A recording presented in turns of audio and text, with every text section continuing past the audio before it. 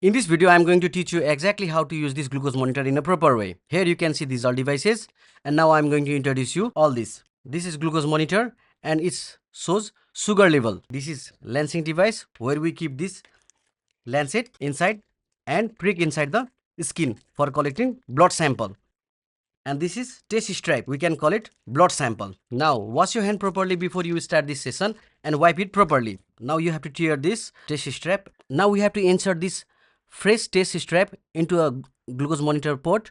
This black and white part in the tip of this strap, this is called butterfly side, and we have to insert this strap exactly shown in the video in this proper manner. Now the monitor will turn on automatically, flashing a blood drop icon as shown in the video. Now I will show you how to use this lancing device. First of all, remove the cap as shown in the video.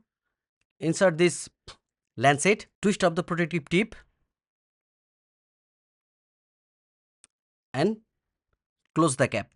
Second work is to adjust preferred penetration depth according to the skin thickness. Usually this 1 and 2 for infants, toddler and teenagers, and 3, 4 and 5 for adult, youngster and aged people who have thick skin. Now the third one is the prime thing, that is to pull back the slider to load the spring mechanism.